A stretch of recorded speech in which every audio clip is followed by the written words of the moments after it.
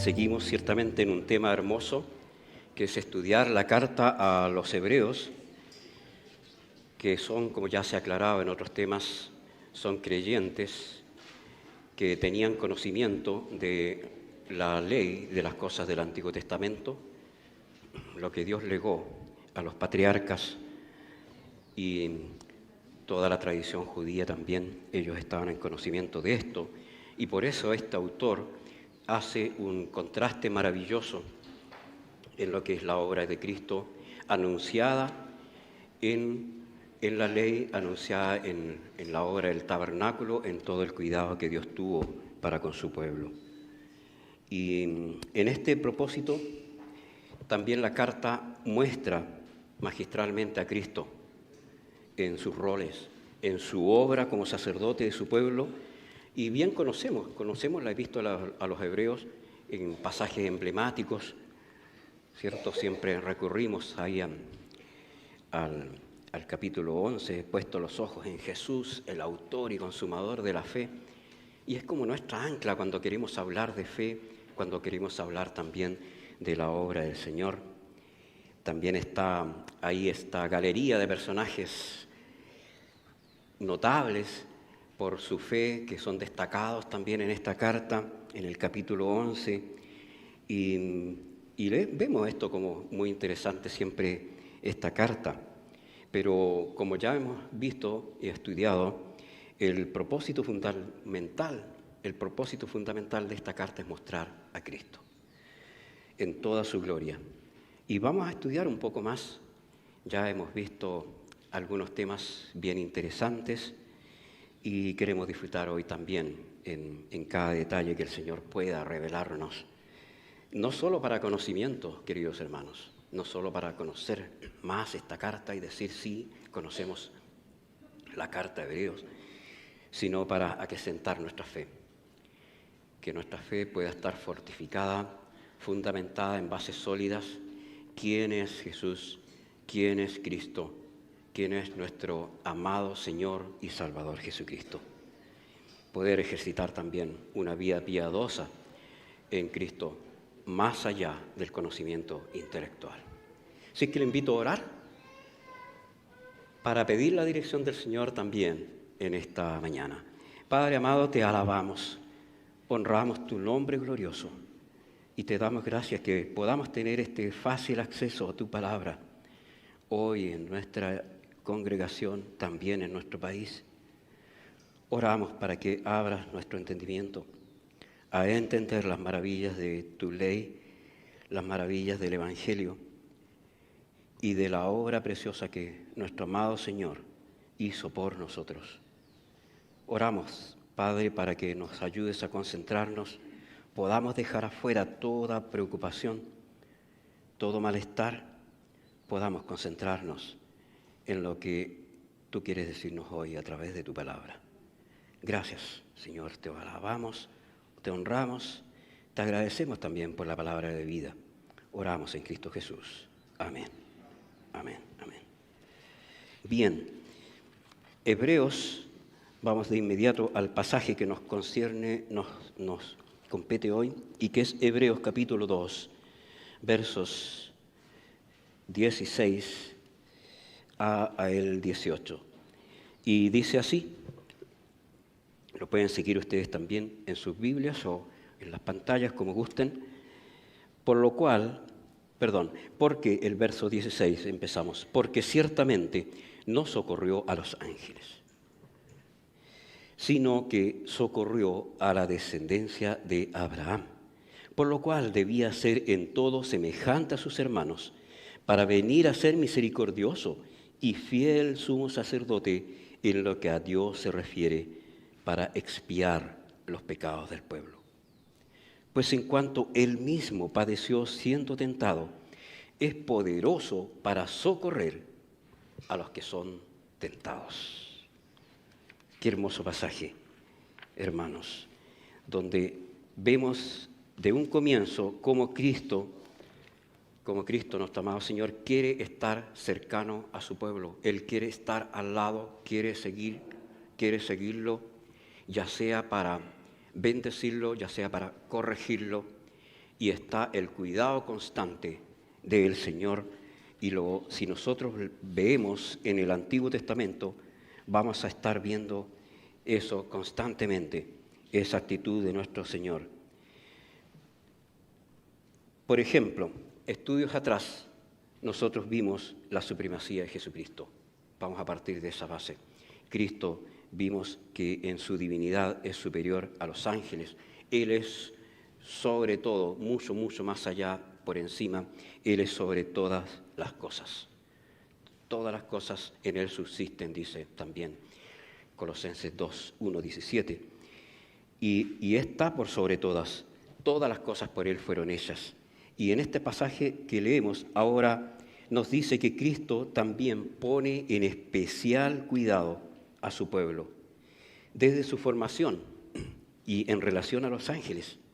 Hay un cuidado preferente para sus hijos, para su pueblo, en este caso Israel, que se está refiriendo, pero nosotros sabemos también, por la misma palabra, que este cuidado se mantiene para con su iglesia. Dios quiere estar con su pueblo desde un comienzo, desde el comienzo de los tiempos, desde cuando Dios comienza a formar su pueblo. Él va a querer estar permanentemente, mostrando su cercanía, mostrando su amor y su fidelidad para con su pueblo. Hay un cuidado preferente. Fíjense que los comentarios de la Biblia del pastor John MacArthur sugieren el término aferrarse, cuando dice acá socorrer, que Cristo no socorrió a los ángeles, sino que socorrió a la descendencia de Abraham. Y hay un término que este teólogo, dice que es aferrarse, como el significado literal de la palabra socorrió. Dicho de otra forma, y conforme a esa traducción, Cristo se aferra a la estirpe de Abraham y a su descendencia para establecer también una simiente especial donde vendría el Mesías. Si leemos luego los libros históricos, veremos también una serie de genealogías, de descendencias, una serie de estirpes de reyes que van a dar lugar al nacimiento del Mesías. Cristo está cercano, siempre, constantemente, en su promesa, en sus anuncios, en las figuras también que Él hace de su obra redentora en el Antiguo Testamento. Miren, solamente tres ejemplos, hermanos, de esta cercanía que Dios establece. Uno, Dios establece pactos con el hombre para no volver a destruir la tierra por diluvios, mediante el diluvio, el pacto noético, llamado así. Para bendecir la descendencia de Abraham, también el pacto abrahámico. Y así hay una serie de pactos que Dios va estableciendo con el hombre. Y este pacto, un pacto es como un trato entre dos partes, y se entiende que ambas partes van a cumplir con su rol, pero Dios cumplió siempre con su parte. El problema está en que el hombre fue infiel y el hombre muy difícilmente pudo cumplir, pero Dios en su misericordia fue fiel en todos sus pactos. Segundo ejemplo, Dios da leyes y ordenanzas justas. Siempre estas leyes fueron leyes que ellos podían cumplir y aún más beneficiaban al pueblo en su orden social, en su orden sanitario, podríamos decir, en el cuidado sanitario, en justicia social incluso. Dios establece leyes justas. Y aún también vemos en Deuteronomio 4:7 que Dios dice por medio de Abraham, ¿qué pueblo hay tan cercano que pueda tener leyes y mandamientos justos como lo está nuestro Dios cada vez que le pedimos? Entonces, hay una cercanía por todos lados, hay un cuidado manifestado en Dios en cada uno de sus actitudes, en su amor, obviamente, en sus pactos, como dijimos, y en sus ordenanzas. Estas ordenanzas no son gravosas, son beneficiosas, muestran el cuidado de Dios también para su pueblo. Y tercera muestra de este cuidado de Dios, Dios establece voceros también entre Él y su pueblo, mediadores. Y habían fundamentalmente dos tipos de mediadores. Estaba el sacerdote que presentaba el sacrificio de parte del pueblo, del oferente que llevaba un animalito para expiar la culpa, y el sacerdote lo presentaba ante Dios en un altar, un fuego. Y hay imágenes preciosas que muestran ahí en el tabernáculo cómo el sacerdote, que eran muchos sacerdotes que trabajaban, que oficiaban en esta labor. Y así fue siempre.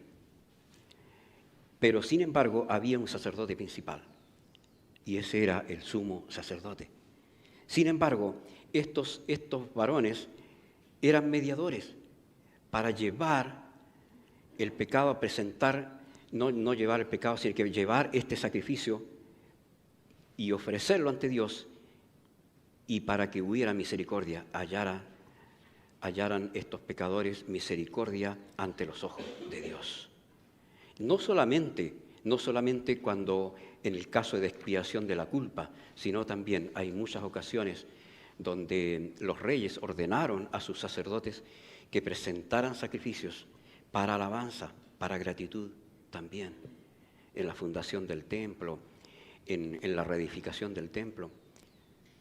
Cuando Salomón edifica su templo, etcétera, hay muchas ocasiones donde el pueblo, por gratitud, también presenta un sacrificio. Y el otro tipo de mediador era el profeta. Y este mediador era a la inversa. Si el sacerdote era desde abajo hacia arriba, su mediación, el profeta era desde arriba hacia abajo. El profeta recibía palabra de Dios y la comunicaba al pueblo. Por eso ellos siempre van a decir, vino a mí palabra de Jehová, diciendo, etcétera, etcétera. Y era un vocero de Dios. Dios muestra su amor, hermanos, y su misericordia al hombre, utilizando incluso a los mismos ángeles para servicio de los suyos. Y esto ha sido también desde el huerto del Edén, pasando por el sueño de Jacob, por ejemplo, están los ángeles ahí. Y son personajes majestuosos, aún terribles en su presencia. Basta leer algunos libros, Isaías, Ezequiel. Son personajes, podríamos decir, terribles en su presencia, enormes, con poder. Vemos los ángeles en la protección de la familia de Lot, por ejemplo, en la destrucción de Sodoma, en el llamamiento de algunos profetas. Ahí está Isaías, Jeremías. Los ángeles fueron los que abrieron las puertas a la cárcel en ellos para liberar a los apóstoles. Ahí estuvieron. Y en muchas otras ocasiones los va a encontrar también usted en los Salmos, protegiendo al pueblo de Dios. Ahí está la promesa. Y es así. La carta incluso de los hebreos nos confirma el rol de estos seres angelicales. Y dice que son espíritus ministradores para el servicio de los santos. Y hagamos, hermanos, un pequeño ejercicio, si pueden, esta mañana. Piense por un momento, ¿soy yo mejor que un ángel? Haga este pequeño ejercicio. ¿Soy yo mejor que un ángel o soy como un ángel?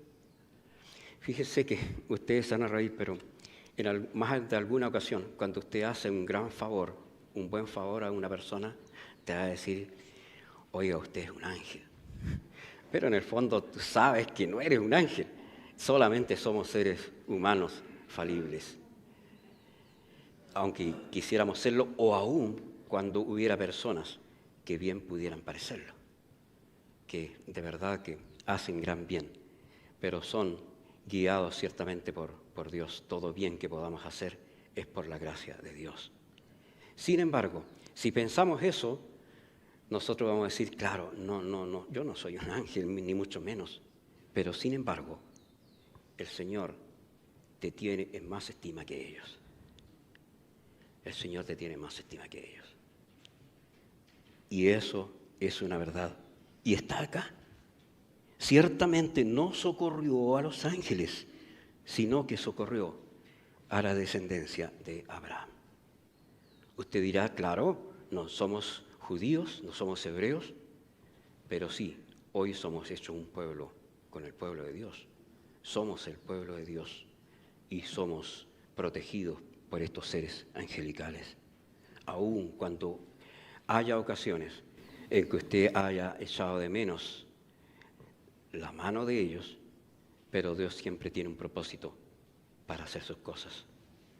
Entonces sabremos de confiar también en el cuidado oportuno que van a darnos estos seres.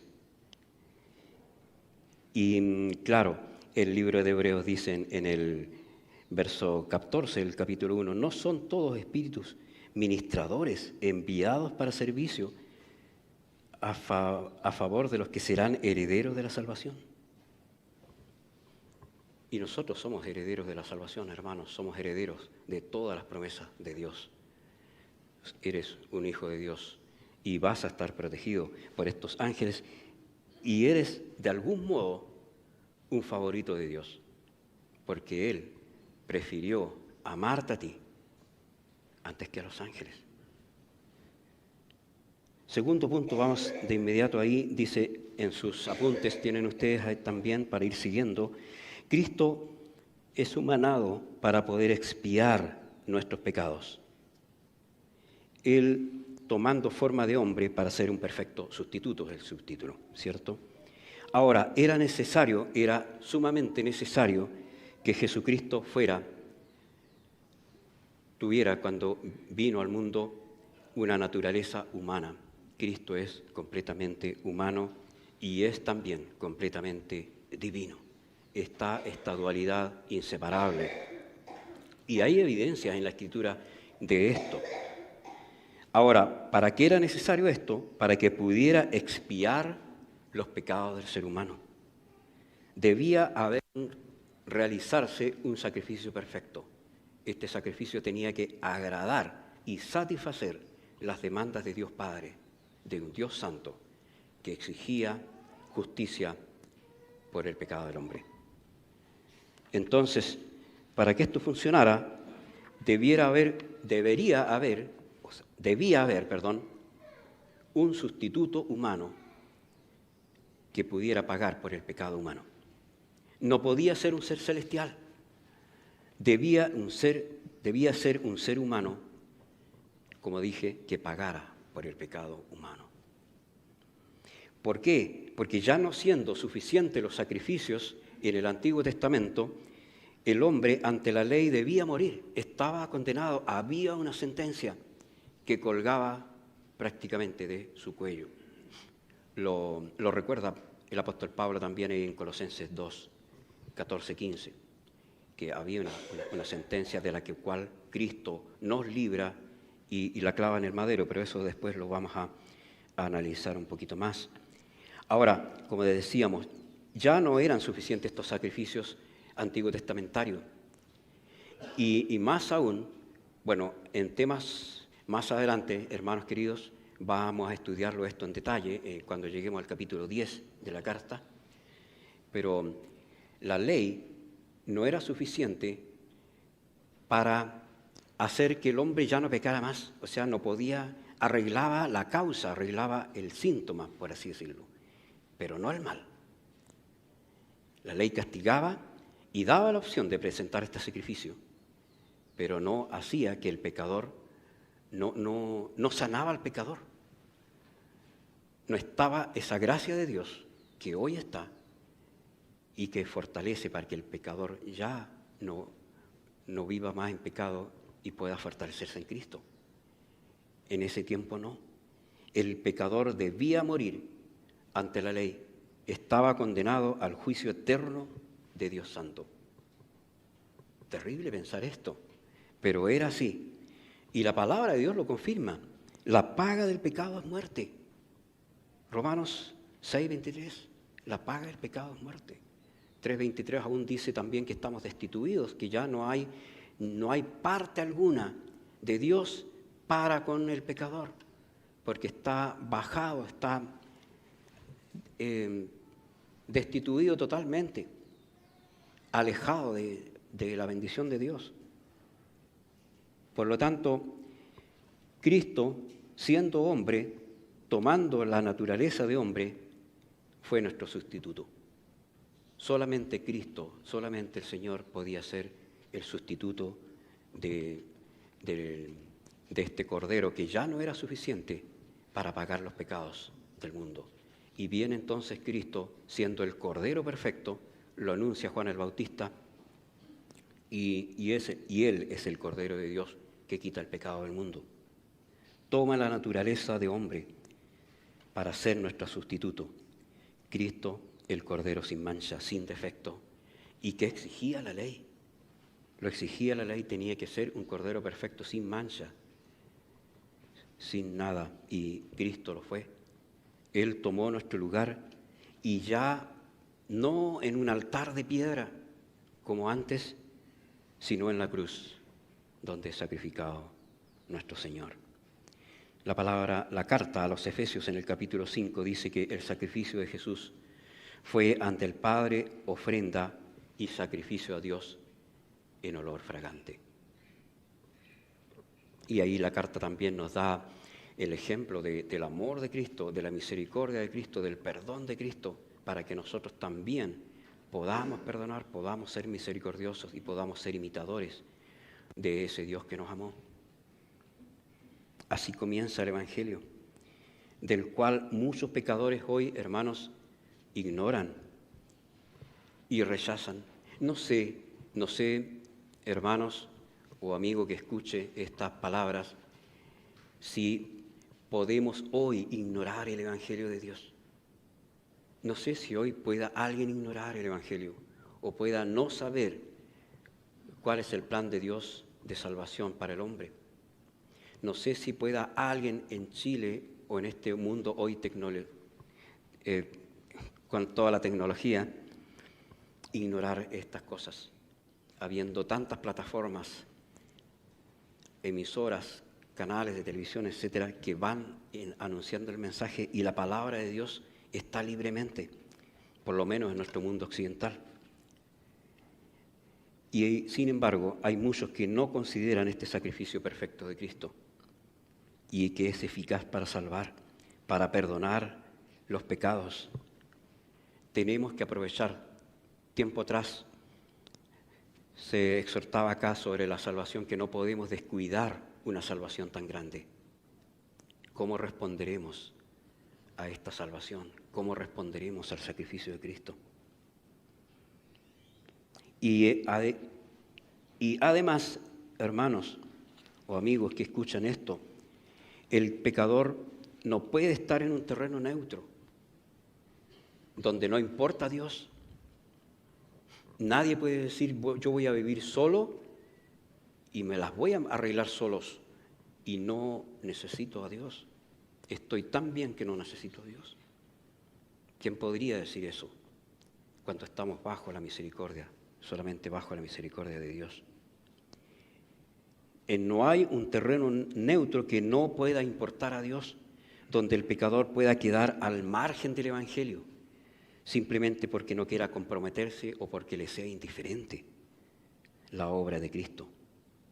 No podemos ser indiferentes ante una obra de salvación tan grande, hermanos.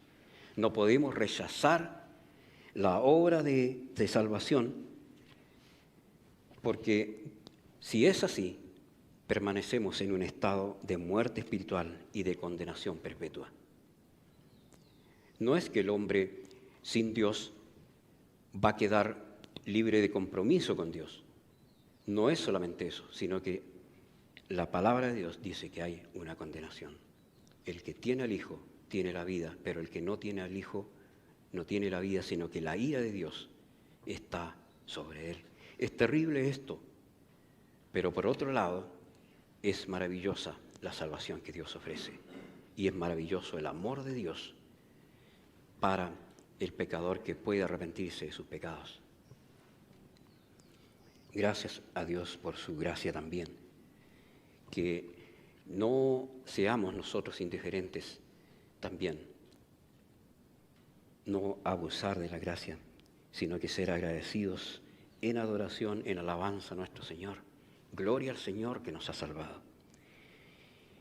Dios amó de tal manera al mundo que envió a Jesús como un cordero de sacrificio, pero a la vez también como el sacerdote que ofrece el sacrificio.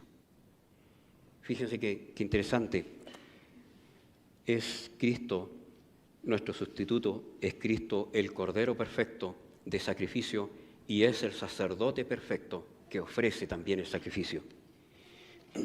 Y el verso 17 de este pasaje que estamos leyendo dice así: por lo cual, refiriéndose a Cristo, debía ser en todo semejante a sus hermanos, para venir a ser misericordioso y fiel sumo sacerdote, en lo que a Dios se refiere, para expiar los pecados del pueblo. Debía Cristo ser semejante en todos sus hermanos. Debía parecerse, debía tener una naturaleza humana tal cual la tenía el hombre. Los cineastas han utilizado a varones muy hermosos, muy lucidos, ¿cierto? Rubios, de ojos verdes, para mostrar, para encarnar lo que podría haber sido el Señor Jesús. Nadie lo sabe, pero sí la palabra nos indica que Él viene a ser como uno de ellos, no como un personaje especial que hubiera sido notoriamente más hermoso, sino que el Señor fue igual a nosotros. Y eso con un propósito, dice acá, para expiar los pecados del pueblo. Fíjense que aunque el versículo 17 es largo, dice, debía ser en todo semejante a sus hermanos, para venir a ser misericordioso y fiel sumo sacerdote, y luego termina para expiar los pecados del pueblo. Y aquí tenemos que entrar a explicar, tal vez lo conocemos, pero lo sabemos bien, pero de todos modos es conveniente repasar esto, la figura del sacerdote levítico. ¿Quién era el sacerdote levítico del Antiguo Testamento? Y era, como habíamos dicho, era un mediador entre los hombres y Dios. Y asombrosamente este mediador no es un personaje divino, es también un hombre. Es un hombre que era preparado de una manera especial. Eso sí está claro.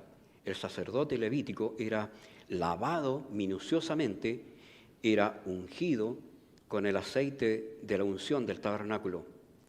Y más aún, el sumo sacerdote era también ungido, rociado con sangre de un sacrificio especial.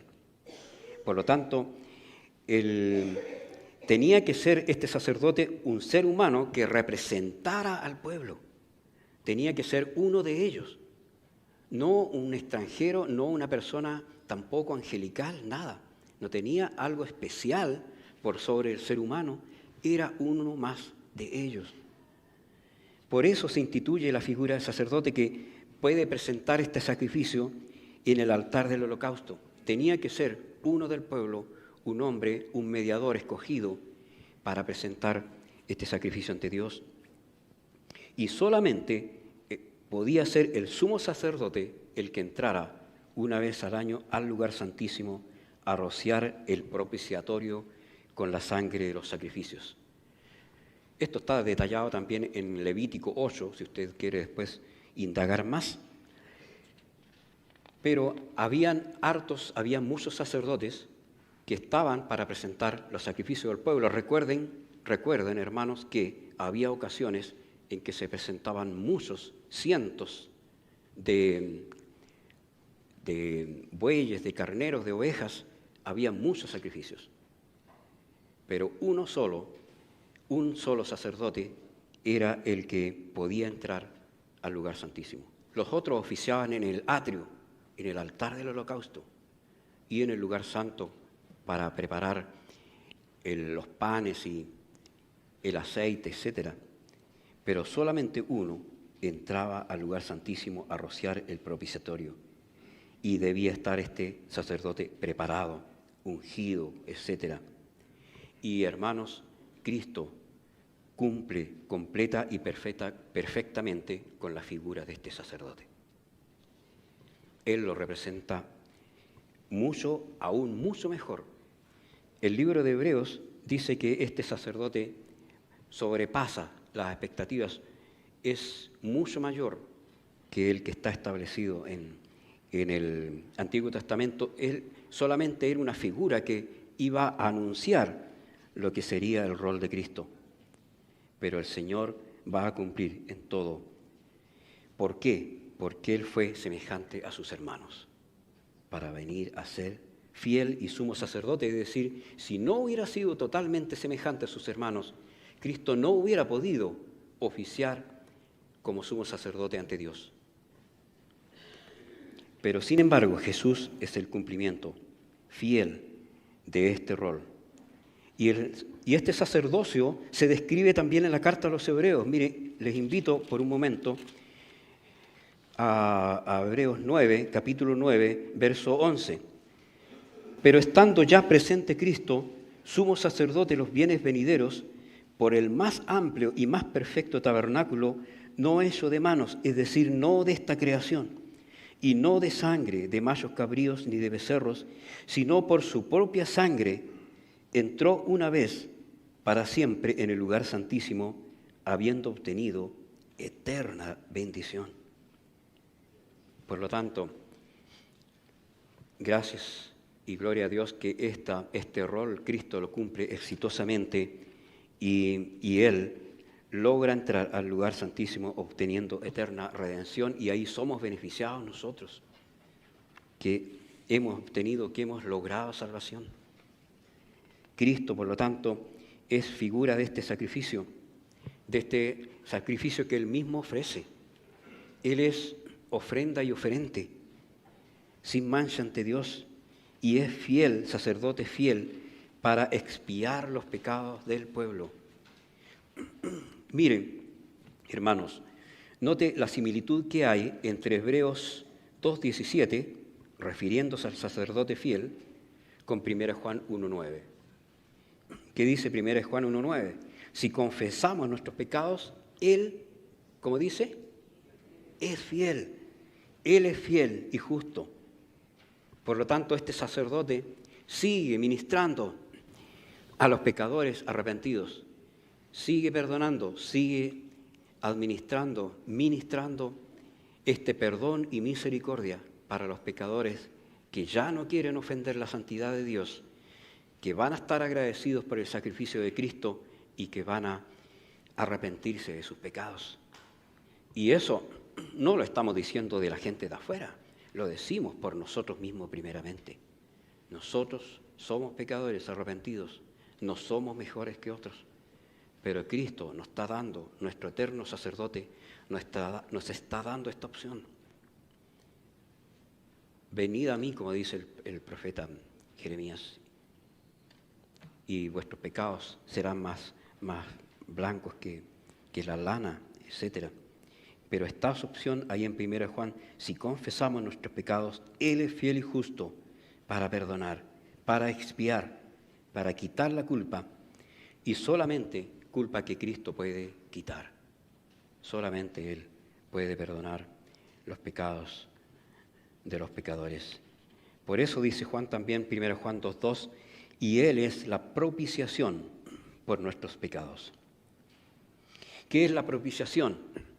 Es el acto de pagar fielmente la demanda. Hay un juez que exige condena y hay en este caso un abogado que presenta una evidencia y esa evidencia es pagada una fianza más bien, y esto satisface al juez y puede haber una absolución. El juez puede dejar libres. Y en este caso, Cristo satisface las demandas de Dios ante el Padre. El sacrificio de Cristo fue más que suficiente. Fue tan grande, tan costoso. La sangre de Cristo fue tan cara que dejó a Dios Padre satisfecho en las demandas que Él tenía de justicia. Entonces ya no hay condenación. Cristo pagó, Cristo quitó la culpa. ¿Por qué? Porque el sacrificio fue perfecto, fue único y suficiente para aplacar la ira de Dios por el pecado del hombre. Esa es la propiciación. Y el sacerdote antiguo testamentario entraba con sangre, con un pocillo seguramente con sangre, al lugar santísimo donde estaba el arca, y el arca tenía una cubierta, era una caja especial, que eran como, en medidas eran como 2 cubos, y esta caja tenía una cubierta toda forrada en oro, y arriba de esta cubierta estaban los querubines, pero el sacerdote rociaba con sangre por sobre esta cubierta. ¿Para qué? Para que Dios viera que estaba esta sangre y a través de ella Él pudiera perdonar y ver justo, quitar la culpa del pecador. Esa era la expiación y el acto de rociar la sangre era la propiciación. ¿Sabe que hay este teólogo MacArthur también dice que Cristo es nuestra propiciación y es también el propiciatorio, porque sobre Él fue el sacrificio. Qué increíble, hermano, qué maravilloso pensar cuán completa, cuán perfecta fue la obra de Cristo en la cruz. Él es el Cordero, Él es el oferente, Él es el sacerdote, Él es nuestra propiciación por los pecados. ¿Por qué? Porque en el sacrificio de Cristo nosotros hallamos justicia ante Dios. Cristo es nuestra justicia y el sacrificio de Cristo fue tan completo que ya no hay demandas, ya no hay condenación para nosotros. Lo dice Romanos 8:1. Ahora pues ninguna condenación hay para los que están en Cristo Jesús.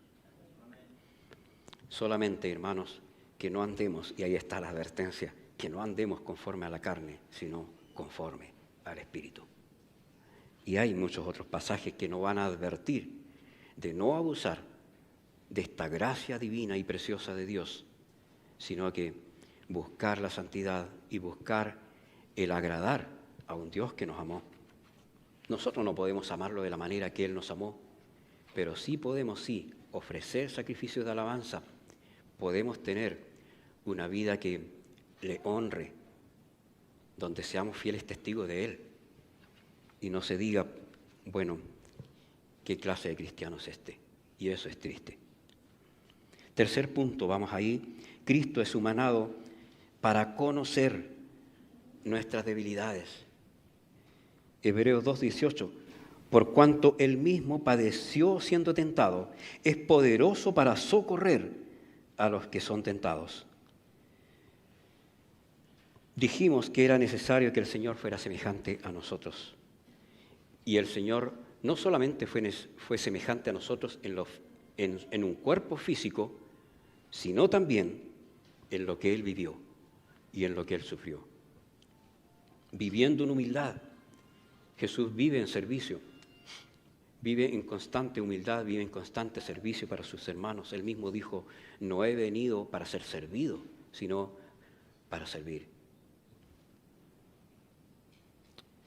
Y ahora el Señor vive en humildad, vive en servicio, y no solo para perdonar, sino para fortalecer, para ayudar, para consolar, para investir de santo poder a sus hijos que le sirven y que le siguen y que le aman.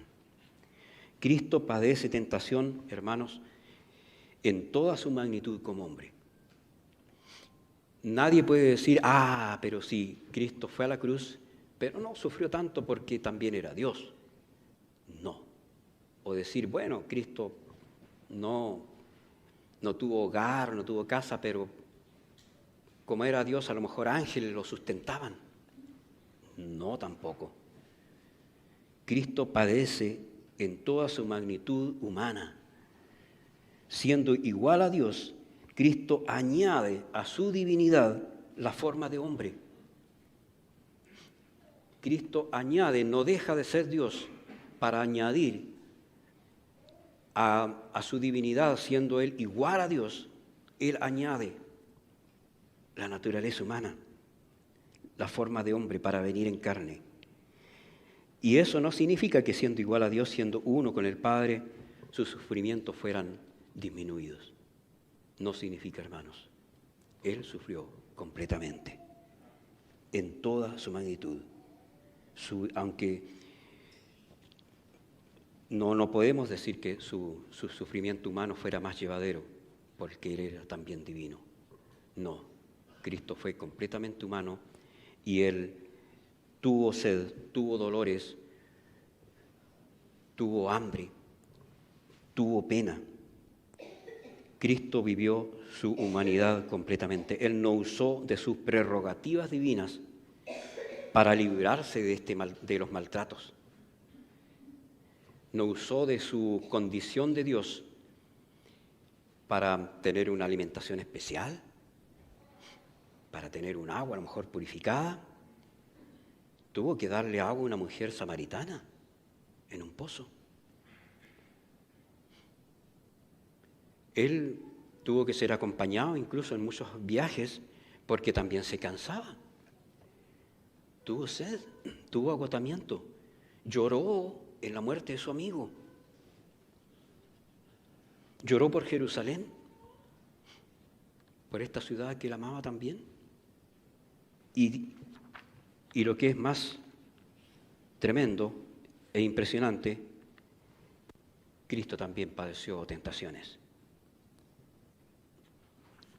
Pasó por muchas tentaciones, pero sin caer en pecado, sin caer en ellas. Y damos gracias a Dios por eso. En suma, hermanos, Cristo nos prefirió antes que a los ángeles. Quiso estar al lado de su pueblo Israel y hoy quiere estar con nosotros. Cristo fue totalmente humano, totalmente Dios. Si no hubiera sido humano, no hubiera podido morir. Si no hubiera sido Dios, no hubiera podido tampoco vencer la muerte ni resucitar. Si no hubiera sido completamente hombre, no habría podido asumir el sacerdocio perfecto que asumió ante el Padre. Él se presenta como sacerdote hombre, mediador entre los hombres y Dios, y Él se presentó a sí mismo también como la ofrenda perfecta, ya lo mencionamos, para satisfacer a un Dios airado por el pecado. Y siendo completamente humano, y esto acá nos concierne y nos beneficia, Cristo padeció siendo tentado y conoció nuestras debilidades, conoció nuestras flaquezas. Él también pasó por debilidades, por soledades, por angustias, fue abandonado por sus amigos. Sus discípulos no siempre quisieron orar con Él. Y cómo, hermanos, cómo hoy te impacta saber esto de Cristo, saber cuánto te ama, cuánto hizo por amor a ti en la cruz. ¿A qué nos va a mover el saber de esta obra completa de Cristo como fiel sumo sacerdote para un pueblo que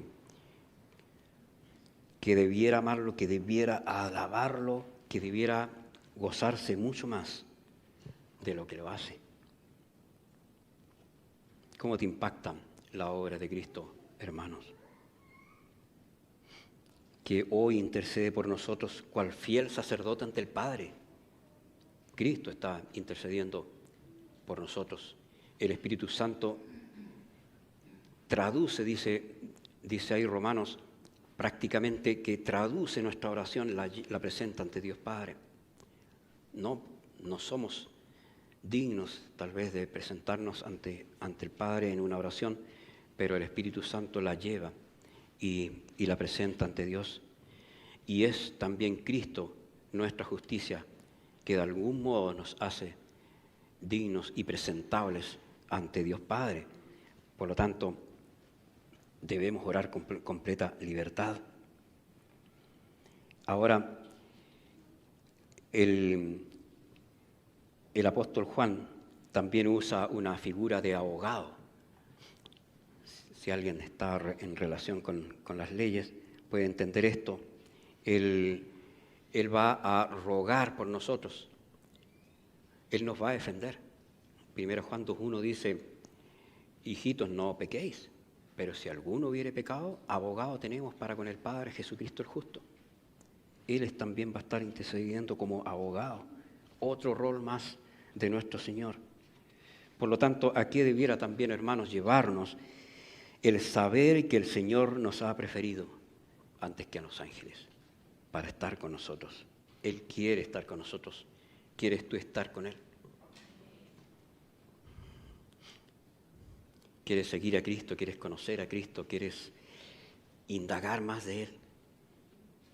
Escudriñad las Escrituras, porque a vosotros os parece que en ellas tenéis la vida eterna y ellas son las que dan testimonio de mí, dice el apóstol Juan en 5:39.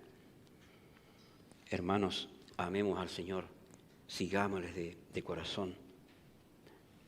Aquí debiera llevarnos el saber que el Señor nos ha preferido a nosotros antes que a los ángeles, sino a adorarle, a servirle con devoción. Y para terminar, queridos, quiero contar una pequeña metáfora que alguna vez leí en algún libro, no recuerdo dónde, pero se dice que el creyente es como un mendigo. Es como un mendigo con hambre y con necesidad, tal vez andrajoso, que está sentado sobre un gran tesoro. Supongamos un gran tesoro lleno de oro, dólares, no sé, joyas. Y sin embargo, este mendigo no se da cuenta que está sentado en eso, sobre ese gran tesoro, y que podría disponer para comer grandes manjares, para tener de grandes ropajes, para darse una vida de lujo. Y así suele ser el creyente. Estamos sentados sobre una gran bendición. En Cristo están todos los tesoros de la sabiduría y el conocimiento. Y nosotros estamos en Cristo. Hermanos, aprovechemos esa bendición, sabiendo que Cristo hizo todo por nosotros y que hoy está haciendo todo por nosotros. Sin embargo, nos cuesta recurrir a la fuente de gracia y no gustamos de Él hasta saciarnos. Debemos venir, queridos hermanos, siempre a la casa del Señor con hambre, con ganas de saber más de Cristo, de comentar del Señor. Comparte con tus hermanos tus victorias, hermano. Comparte no solamente tus debilidades, comparte tus victorias. Da testimonio de lo que el Señor está haciendo por ti. Honra al Señor con tu boca. No solamente en el alabar, sino también en dar cuenta de lo que un Dios poderoso puede hacer en ti. Oremos, hermanos, oremos en ese propósito, para que el Señor alumbre los ojos de nuestro entendimiento, para conocer cada día más de su gracia, para conocer cada día más de su amor y de su misericordia. Les invito a orar. Padre, te alabamos. Señor, te amamos. Te damos gracias por la persona de nuestro amado Señor Jesucristo. Te damos gracias, oh Dios, porque nos has amado de tal manera que has enviado a tu Hijo unigénito para que todo aquel que en Él cree no se pierda, mas tenga vida eterna. Y nosotros hemos obtenido esa misericordia tuya. Hemos hallado esta gracia de salvación. y te alabamos, te honramos y solamente demandamos de ti las fuerzas para que nos ayudes a vivir con sabiduría y abra los ojos de nuestro entendimiento cada día para conocer más de las maravillas de tu ley. Gracias por este tiempo, Señor, y oramos por los méritos de nuestro amado Señor y Salvador Jesucristo. Amén.